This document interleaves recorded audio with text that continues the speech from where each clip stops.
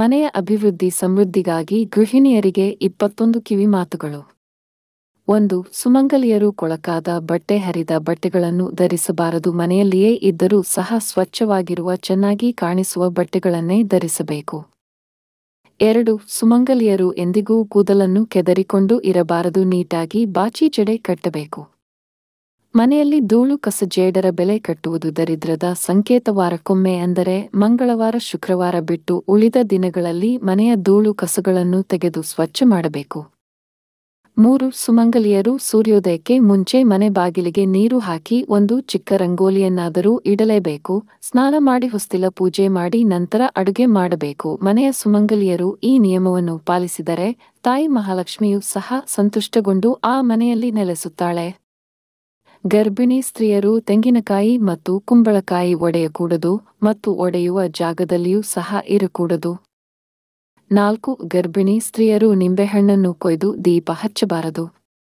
5. ಮನೆಯಲ್ಲಿ ಯಾವುದಾದರೂ ವಸ್ತು ಖಾಲಿಯಾಗಿದ್ದರೆ ಅದು ಖಾಲಿಯಾಯಿತು ಎಂದು ಹೇಳಬಾರದು. ಬದಲಾಗಿ ಅಂಗಡಿಯಿಂದ ತೆಗೆದುಕೊಂಡು ಬರಬೇಕು. 6. ದುಃಖ ವಿಚಾರಿಸಲು ಬಂದವರು ಹೋಗುವಾಗ ಹೋಗಿ ಬರುತ್ತೇನೆ ಎಂದು ಹೇಳಬಾರದು. ಹಾಗೇನೇ ದುಃಖ ವಿಚಾರಿಸಲು ಬಂದವರನ್ನು ಬನ್ನಿ ಹೇಳಬಾರದು. ಹಾಗೇನೇ ದುಃಖ ವಿಚಾರಿಸಲು ಬಂದವರನ್ನು ಬನ್ನಿ ಬನ್ನಿ ಎಂದು ಆಹ್ವಾನಿಸಿ ಸ್ಥಳ ಕೊಟ್ಟು ಕೂರಿಸಿ ಅತಿಥಿ ಸತ್ಕಾರ ಮಾಡಿದರೆ ಅದು ಪರೋಕ್ಷವಾಗಿ ಅಶುಭಕ್ಕೆ ನಾಂದಿ ಹಾಡಿದಂತೆ ಆಗುತ್ತದೆ. 7. ಕಪ್ಪು ವರ್ಣದ ಬಟ್ಟೆಗಳನ್ನು ಧರಿಸುವುದು ಎಂದಿಗೂ ಒಳ್ಳೆಯದಲ್ಲ. 8. ಉಪ್ಪು ಹುಣಸೆ ಹಣ್ಣನ್ನು ಯಾರಿಗೂ ಕೈಯಲ್ಲಿ ಕೊಡಬಾರದು. 9. ಪ್ರತಿನಿತ್ಯ ಊಟಕ್ಕೂ ಮುನ್ನ ಕಾಗೆಗೆ ಅಥವಾ ಸಾಕು ಪ್ರಾಣಿಗಳಿಗೆ ಊಟ ಇಟ್ಟರೆ ಒಳ್ಳೆಯದು. 10. ಸುಮಂಗಲಿಯರು ಕಾಲಿನ ಮೇಲೆ ಕಾಲು ಹಾಕಿ ಕುಳಿತುಕೊಳ್ಳುವುದು, ಕಾಲು ಅಲುಗಾಡಿಸುತ್ತಾ ಕೂರುವುದು, ಒಂಟಿ ಕಾಲಿನಲ್ಲಿ ನಿಲ್ಲುವುದು ಇಂಥವುಗಳನ್ನು ಎಂದಿಗೂ ಮಾಡಬಾರದು. ಇದರಿಂದ ದರಿದ್ರ ಉಂಟಾಗುತ್ತದೆ. ಹೊಸ ಬಟ್ಟೆಗಳನ್ನು ಧರಿಸುವ ಮೊದಲು ಅದಕ್ಕೆ ಸ್ವಲ್ಪ ಅರಿಶಿನವನ್ನು ಆ ಬಟ್ಟೆಯ ಯಾವುದಾದರೂ ಒಂದು ಕಡೆಗೆ ಹಚ್ಚಿ ನಂತರ ಧರಿಸಬೇಕು. 11. ಮನೆಯಲ್ಲಿನ ಅಕ್ಕ ತಂಗಿಯರನ್ನು ತವರಿಗೆ ವರ್ಷಕ್ಕೊಮ್ಮೆ ಕರೆಸಿ ಅರಿಶಿನ ಕುಂಕುಮ ಫಲ ತಾಂಬೂಲವನ್ನು ಕೊಟ್ಟು ಹರಸಿದರೆ ಮನೆತನ ತುಂಬಾ ಎತ್ತರಕ್ಕೆ ಬೆಳೆಯುತ್ತದೆ. 12. ಮನೆ ಬಾಗಿಲ ಹತ್ತಿರ ಹೂಗಳನ್ನು ಹಾಗೂ ಬಳೆ ಮಾರಾಟ ಮಾಡಲು ಬಂದಾಗ ಬೇಡ ಎನ್ನಬಾರದು. ನಾಳೆ ತೆಗೆದುಕೊಳ್ಳುತ್ತೇನೆ ಎಂದು ಹೇಳಬೇಕು.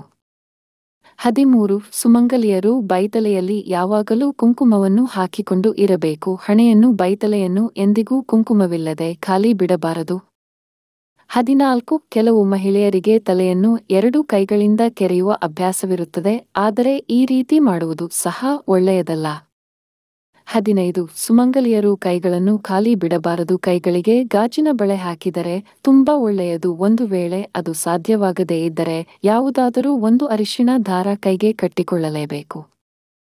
16. ಸುಮಂಗಲಿಯರ ಬಾಯಿಂದ ಕೆಟ್ಟ ಪದ ಬರಬಾರದು. ಕೆಟ್ಟ ಪದಗಳಿಂದ ಮಕ್ಕಳಿಗೆ, ಗಂಡನಿಗೆ ಅಥವಾ ಯಾರಿಗೇ ಆದರೂ ಬೈಯಬಾರದು. 17. ಯಾವುದೇ ಕಾರಣಕ್ಕೂ ಶುಕ್ರವಾರ, ಮಂಗಳವಾರ ಹಾಗೂ ಸಾಯಂಕಾಲದ ಹೊತ್ತು ಕಣ್ಣಲ್ಲಿ ನೀರು ಹಾಕಬಾರದು. ಮನೆಗೆ ಬಂದ ಹೆಂಗಸರಿಗೆ ಅರಿಶಿನ ಕುಂಕುಮ ತಾಂಬೂಲವನ್ನು ಕೊಟ್ಟೆ ಕಳುಹಿಸಬೇಕು. 18. ಸುಮಂಗಲಿಯರು ತಮ್ಮ ಕಾಲಿನ ಪಾದಗಳನ್ನು ಒಡೆಯದಂತೆ ನೋಡಿಕೊಳ್ಳಬೇಕು. ಕೈಕಾಲುಗಳನ್ನು ತುಂಬಾ ಸ್ವಚ್ಛವಾಗಿ ಇಟ್ಟುಕೊಳ್ಳಬೇಕು. ಸುಮಂಗಲಿಯರು ಎಂದಿಗೂ ಕೋಪ ಮಾಡಿಕೊಂಡು ಊಟ ಮಾಡದೆ ಮಲಗಬಾರದು. ಹಾಗೆ ಮಾಡಿದರೆ ತಾಯಿ ಅನ್ನಪೂರ್ಣೇಶ್ವರಿಗೆ ಅವಮಾನ ಮಾಡಿದಂತೆ ಆಗುತ್ತದೆ. 19. ಒಡೆದ ತೆಂಗಿನಕಾಯಿಯನ್ನು ಇನ್ನೊಬ್ಬರಿಗೆ ಕೊಡುವಾಗ 3 ಕಣ್ಣು ಇರುವ ಭಾಗವನ್ನು ನೀವು ಇಟ್ಟುಕೊಂಡು ಉಳಿದ ಭಾಗವನ್ನು ಬೇರೆಯವರಿಗೆ ಕೊಡಬೇಕು. 20. ಸುಮಂಗಲಿಯರು ಹೊತ್ತಲ್ಲದ ಹೊತ್ತಿನಲ್ಲಿ ದೀಪ ಹಚ್ಚುವುದು, ಪೂಜೆ ಮಾಡುವುದು ಇಂಥವುಗಳನ್ನು ಮಾಡಬಾರದು. 21. ಸ್ತ್ರೀ ಎಂದರೆ ಆಕೆ ಲಕ್ಷ್ಮೀ ಸ್ವರೂಪ. ಹಾಗಾಗಿ ಅವಳನ್ನು ನೋಡಿದ ಕೂಡಲೇ ಕೈಮುಗಿದು ನಮಸ್ಕರಿಸಬೇಕು ಎನ್ನುವ ಭಾವನೆ ಮೂಡಬೇಕೇ ಹೊರತು ಬೇರೆ ಇನ್ಯಾವುದೋ ಭಾವನೆಗಳಿಗೆ ಜಾಗ ಕೊಡದಂತೆ ಸುಮಂಗಲಿಯಾದವಳು ವರ್ತಿಸಬೇಕು. ಉತ್ತಮ ಮಾಹಿತಿಗಾಗಿ ಶಿವ ಕಾರಂತರು ಮಾಹಿತಿ ಶಾಲೆ ಚಾನೆಲ್ ಅನ್ನು ಲೈಕ್, ಶೇರ್, ಸಬ್ಸ್ಕ್ರೈಬ್ ಮಾಡಿ.